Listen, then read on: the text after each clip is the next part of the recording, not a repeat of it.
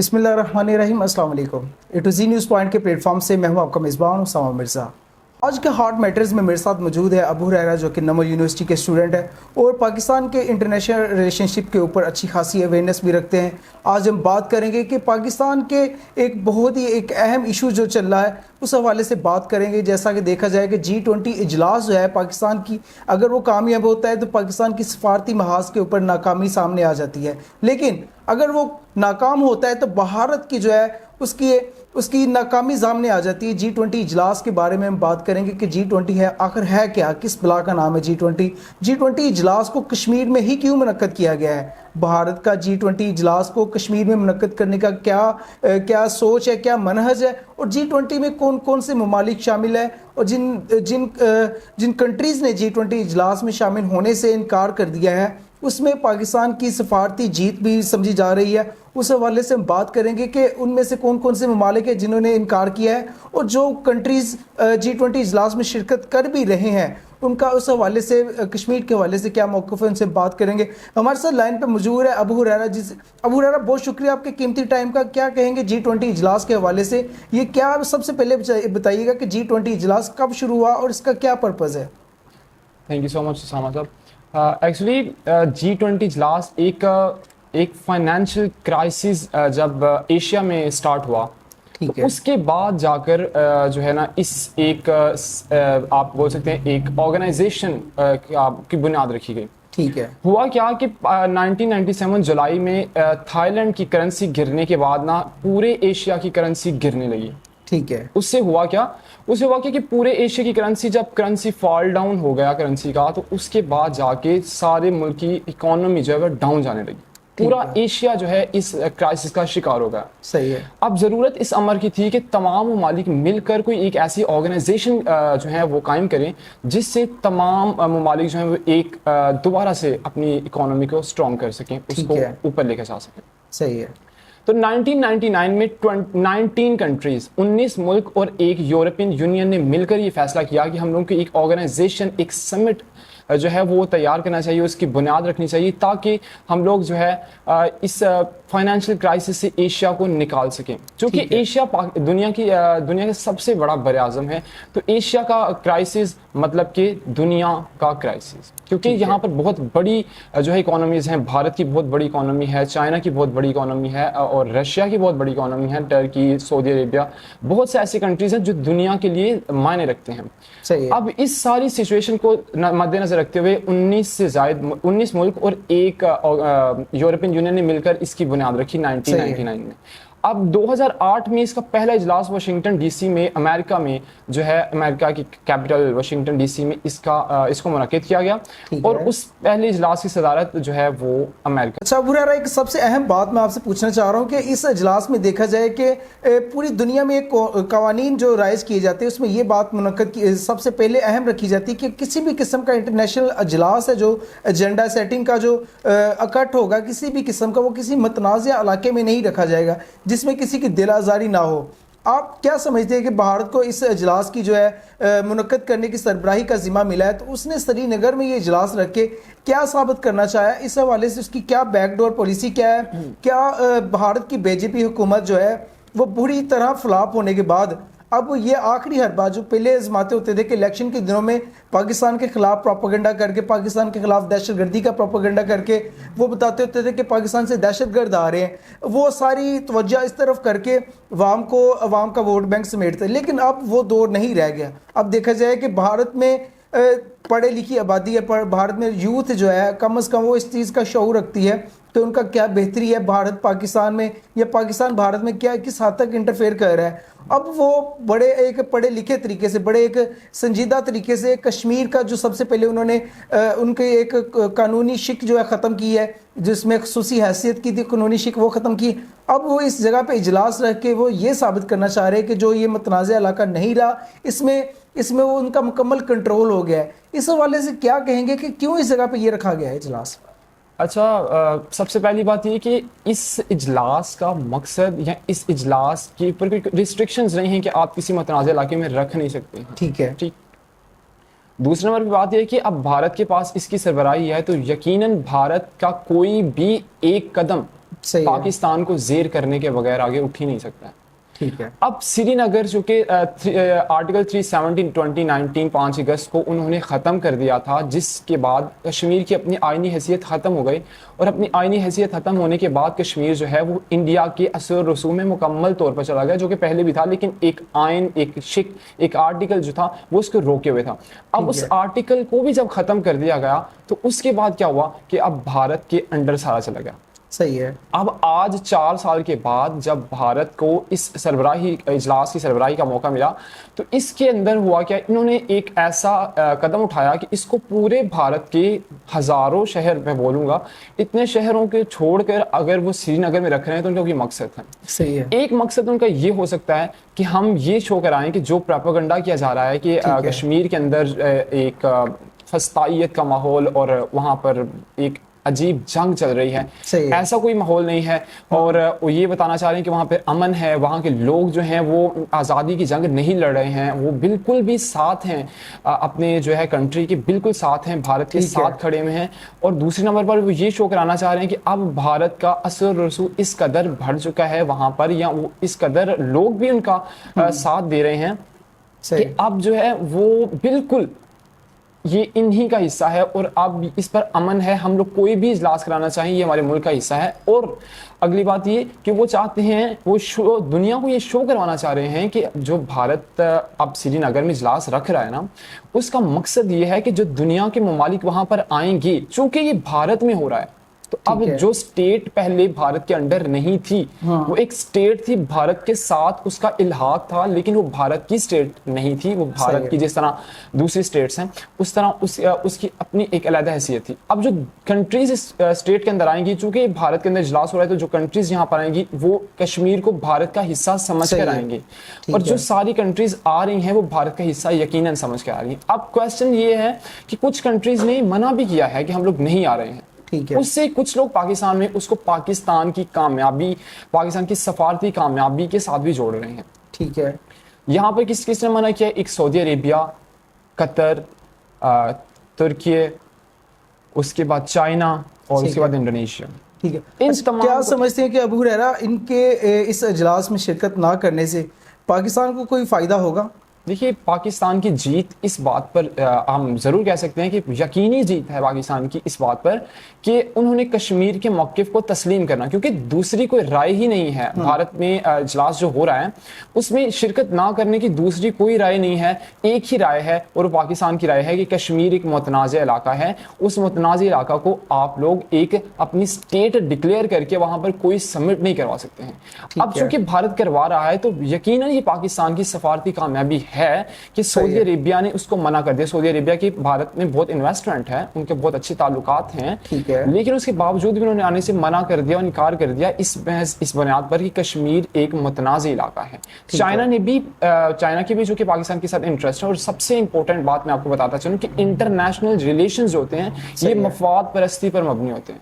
अगर किसी कंट्री को आपके साथ मफाद नहीं है, कोई फायदा आप एक दूसरे को नहीं पहुंचा रहे हैं, तो यकीनन कोई कंट्री भी इंटरनेशनल फोरम पर आपका साथ नहीं देगा। सही है। अब चूंकि पाकिस्तान बिल्कुल फॉल डाउन हो रहा है, पाकिस्तान की मईशत बिल्कुल गिर रही है, पाकिस्तान में सियासी इस्तेहकाम नहीं है, पाकिस्तान बिल्कुल एक मैं ये कहूँगा कि पाकिस्तान अपने बुरे तरीन दौर से गुजरा है। उसके बावजूद अगर 5 कंट्रीज और बहुत बेसिक कंट्रीज, क्योंकि चाइना के पाकिस्तान के साथ ताल्लुकात बहुत आगे तक हैं, और चाइना जो है हमेशा पाकिस्तान के साथ खड़ा होता है। इस बार भी चाइना ने साथ खड़ा होकर वो जो है, एक उनके प्रेसिडेंट ने कहा था, उनके शायद प्राइम मिनिस्टर ने कहा था कि चाइना की दोस्ती समंदर से गहरी, शहद से मीठी और कोई कराकरम से बुलंद है। तो उन्होंने इस बात का सबूत दिया है। दूसरे नंबर पे आते हैं सऊदी अरेबिया। सऊदी अरेबिया ने भी इस बात का सबूत दिया है कि वो बिल्कुल पाकिस्तान के साथ खड़े हैं कश्मीर के मौके पर।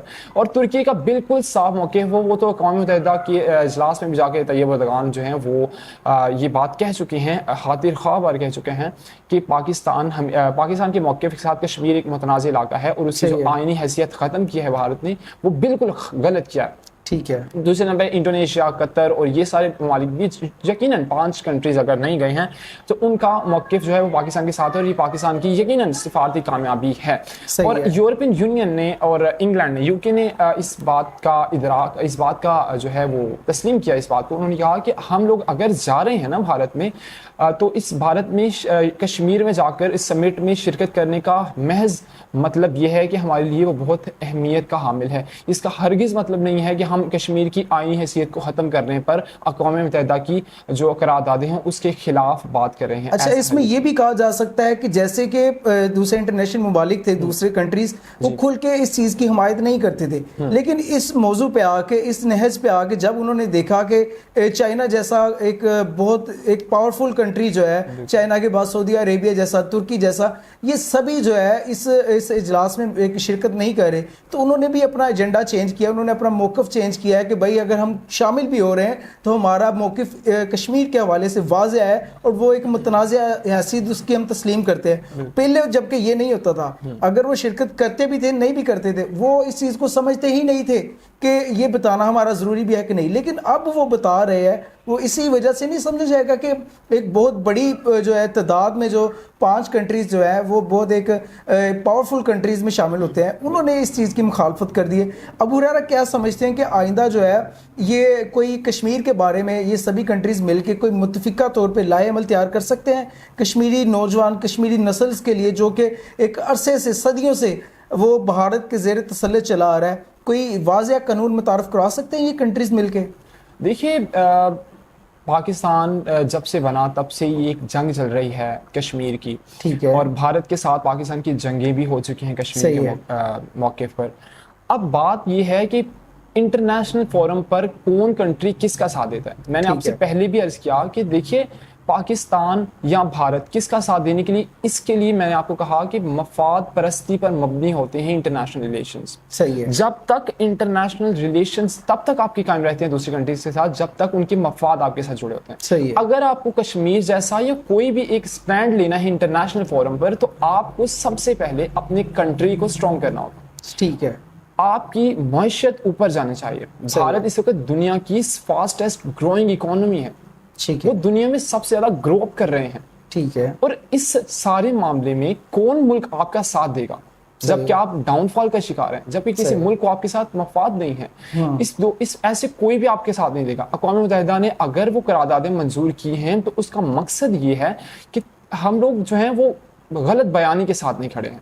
इसका मकसद हरगिज़ पाकिस्तान के साथ खड़ा होना नहीं है। अगर अक़वाम मुत्तहिदा की कोई करारदादें हैं, यूनाइटेड नेशंस ने अगर कोई करारदादें दी हैं, या ये जो कंट्री 5 जो G20 में शिरकत नहीं कर रहे हैं, इसका मकसद हरगिज़ भी ये नहीं है कि वो पाकिस्तान के साथ खड़े हैं, बल्कि वो ये कह रहे हैं कि वो गलत के साथ नहीं खड़े होंगे। सही। और अगली बात आपने की कि इसके बारे में कोई कानून मुतारिफ करा सकते हैं, तो आपको बड़े वाज़ेह तरीके से पता होगा कि इंटरनेशनल फोरम पर United nation is one of the most greatest platform international issues के लिए।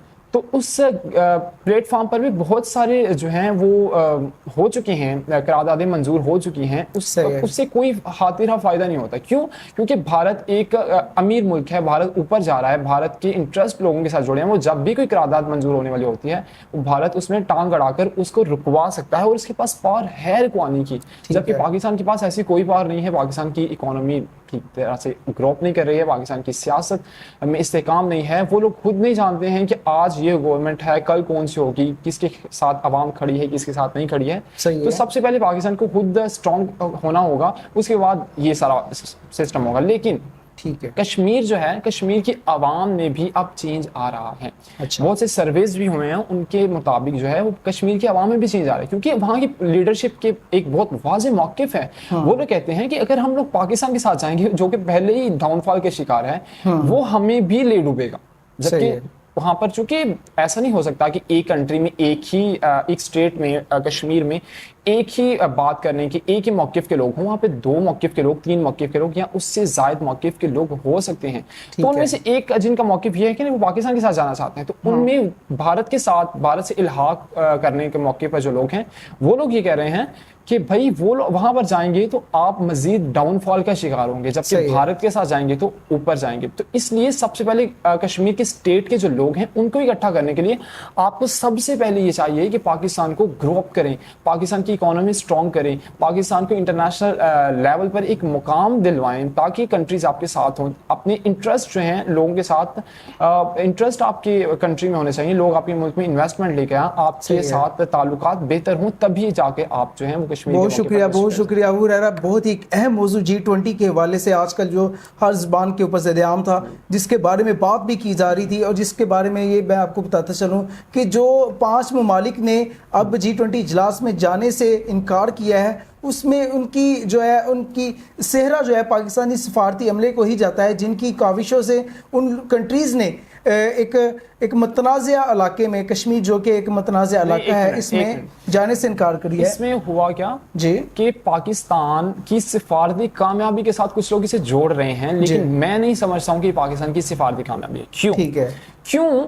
क्योंकि चाइना पाकिस्तान के साथ हर वक्त खड़ा होता है, सऊदी अरेबिया कश्मीर के मौके पर पाकिस्तान के साथ है, और ये पहली बार नहीं, वो स्टार्टिंग से पाकिस्तान के साथ। सही है।